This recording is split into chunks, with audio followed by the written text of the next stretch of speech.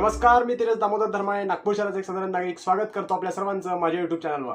मित्रांनो, आरक्षण हा मुद्दा भारतीय राजकारणात आधीपासूनच वादाचा विषय राहिला आहे आणि त्याचाच एक भाग म्हणजे मराठा आरक्षण, ज्यासाठी पुन्हा एकदा महाराष्ट्र राज्याचं राजकारण तापून उठलंय. जसं की तुम्हाला सर्वांना माहिती आहे, भारतीय संविधान हा आपल्या देशाचा सर्वोच्च कायदा आहे आणि या कायद्या अंतर्गत भारतीय समाजातील काही विशिष्ट गटातील लोकांना शैक्षणिक क्षेत्रात, सरकारी नोकऱ्यांमध्ये आणि राजकीय क्षेत्रात आरक्षण प्राप्त झालेले आहे. संविधानाच्या 16व्या भागात अनुच्छेद 330 ते 342 या अनुच्छेदांतर्गत म्हणजेच कलमांतर्गत अनुसूचित जनजाती म्हणजे एसटी, अनुसूचित जाती म्हणजे एससी आणि इतर मागासवर्गीय वर्ग म्हणजे ओबीसी यांना आरक्षण देण्यात आलेले आहे. संविधानात लिहिल्याप्रमाणे यामध्ये कुठेच मराठा या शब्दाचा उल्लेख झालेला नाही आहे. याचा अर्थ मराठा समाजाला आरक्षण भारतीय संविधानाने दिलेले नाही आहे असे समजावे काय? तर हो, भारतीय संविधानाने मराठा समाजाला आरक्षण दिलेले नाही आहे आणि म्हणूनच मराठा समाज आरक्षण मागताना आपण सध्याच्या परिस्थितीत बघत आहे. पण मग त्यांना आरक्षण न मिळण्याचे कारण तरी काय?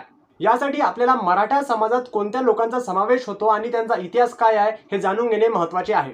शिवाजी महाराजांच्या आधीच्या काळापासून महाराष्ट्रात वर्णव्यवस्था अस्तित्वात होती, ज्यामध्ये समाजाचे 4 वर्ण होते. त्यामध्ये नंबर 1 वर ब्राह्मण समाज, ज्यामध्ये आजचे ओपन इन्क्लुडेड आहे. त्यानंतर नंबर 2 वर क्षत्रिय समाज, ज्यामध्ये आजचे मराठा इन्क्लुडेड आहे. त्यानंतर नंबर 3 वर वैश्य आणि नंबर 4 वर शूद्र, ज्यामध्ये आजचे एससी, एसटी आणि ओबीसी हे लोक इन्क्लुडेड आहेत. क्षत्रिय या वर्णात मूळतः कुणबी जातीच्या लोकांचा समावेश होता, पण क्षत्रिय कुणबी आणि शूद्र कुणबी हे त्या काळी वेगवेगळ्या मानले जायचे. यांमध्ये फरक हा जमिनीच्या मापदंडावरून व्हायचा. म्हणजे 1 ते 25 एकर जमीन असलेला कुणबी हा शूद्र कुणबी म्हणून ओळखला जायचा, तर 100, 500 आणि 1000 एकर जमीन असलेला कुणबी हा क्षत्रिय कुणबी म्हणून ओळखला जायचा. आणि त्यासोबतच क्षत्रिय कुणबी आणि शूद्र कुणबी या दोघांमध्ये त्यांच्या धंद्यावरूनही फरक होता. म्हणजे शूद्र कुणबी हा स्वतः शेती करत होता, परंतु जो क्षत्रिय कुणबी आहे तो दुसऱ्यांकडून शेती करत होता आणि शेतीसाठी दुय्यम दर्जाचा धंदा होता. आणि त्याचं जे पहिलं काम होतं ते म्हणजे संरक्षण करणे आणि युद्ध करणे. तर अशा प्रकारे क्षत्रिय कुणबी आणि शूद्र कुणबी आधीच्या काळापासून वेगवेगळे होते.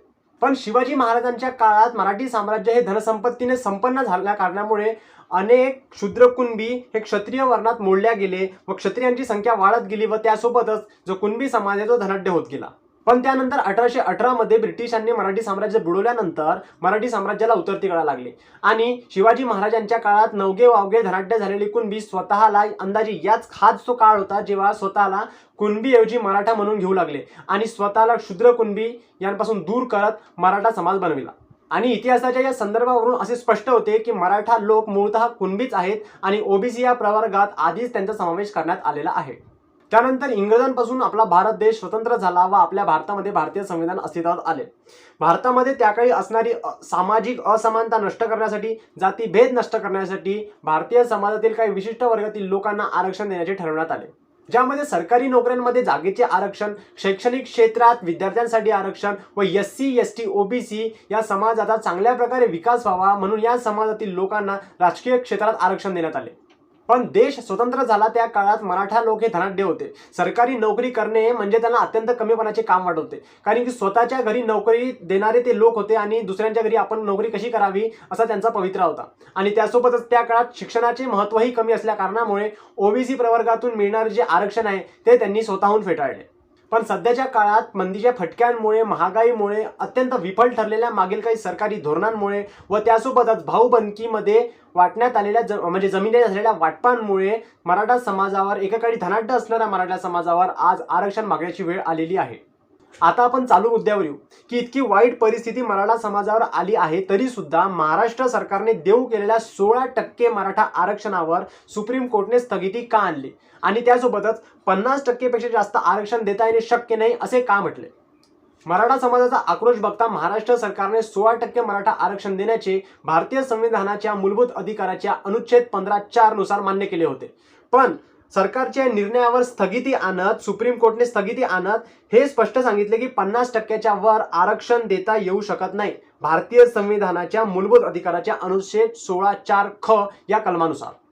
मित्रांनो, आता तुम्ही म्हणाल की भारतीय संविधानाच्या एका कलमानुसार आरक्षण देणे शक्य आहे असे मी तुम्हाला सांगितले आणि त्याचबरोबर भारतीय संविधानाचे दुसरे कलम या एका निर्णयाला म्हणजे पहिल्याच कलमाला विरोध करताना दिसते. याचा अर्थ भारतीय संविधानामध्ये खोट आहे असे समजावे काय?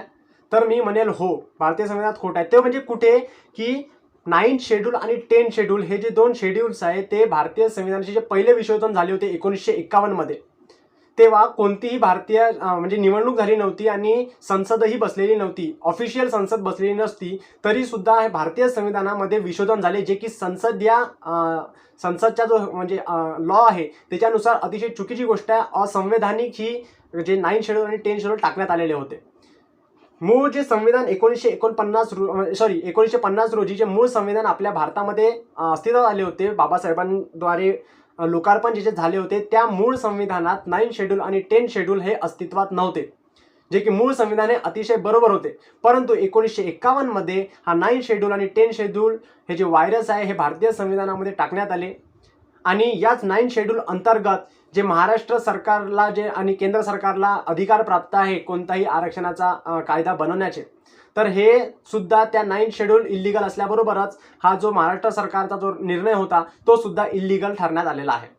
याचा अर्थ सध्याच्या प्रकरणात महाराष्ट्र सरकार व सुप्रीम कोर्ट यांच्यापैकी कोणाचे कार्य हे संविधानिक आहे व सत्य आहे हे एका शब्दात सांगायचे झाल्यास सुप्रीम कोर्टने दिलेला निर्णय हा अतिशय संविधानिक आहे व एकदम सत्य आहे, ज्याच्यामध्ये सुप्रीम कोर्टने असे म्हटलं आहे की 50%च्या वर आरक्षण देणे शक्य नाही, जे की आधीच 50%ची आरक्षणाची लिमिट आहे ती पूर्णतः फुलफिल झालेली आहे, ज्यामध्ये एससीला 15% आरक्षण देण्यात आलेलं आहे, एसटीला 7.5% आरक्षण देण्यात आलेलं आहे आणि ओबीसी या प्रवर्गाला 27% आरक्षण देण्यात आलेले आहे आणि हे तिघांचे आरक्षण मिळून 49.5% आरक्षण म्हणजे 50%ची जी मर्यादा आहे ती पूर्णतः संपुष्टात आलेली आहे. त्याच्यावर आरक्षण देणे हे भारतीय संविधानात बिलकुलही म्हणजे मान्य केलेले नाही आहे, ते इल्लीगल मानण्यात येईल. आणि ज्या इतर राज्यात आपण जे बघतो की 50%च्या वर आरक्षण गेलेले आहे, तर तेही पूर्णतः असंवैधानिक आहे आणि संविधानाचा पूर्णतः तिथे फज्जा उडलेला आहे.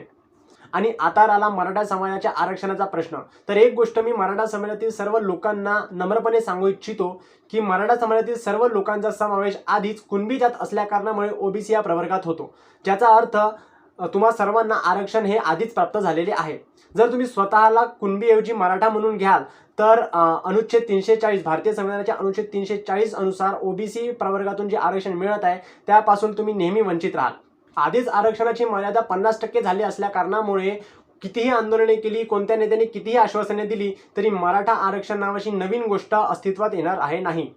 आजवर महाराष्ट्राच्या नेत्यांनी भारतीय संविधानाच्या एका कलमावर बोट ठेवून मराठ्यांना ही गोष्ट समजावली नाही की मराठ्यांना ओबीसी आरक्षण आधीच प्राप्त आहे, त्यांना आरक्षणासाठी वेगळे लढण्याची आवश्यकता नाही आहे.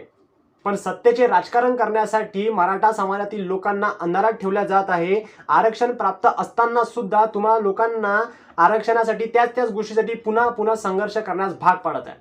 मी दिलेली माहिती योग्य वाटल्यास, माझे विचार योग्य वाटल्यास हा व्हिडिओ इतरांपर्यंतही शेअर करा, जेणेकरून ते लोक जागे होतील.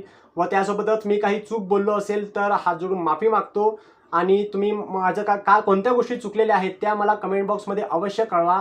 चुका सुधारणं मला आवडतं, तर मी पूर्ण प्रयत्न करेल की माझं काही चुकलं असेल तर मी ते सुधरवील.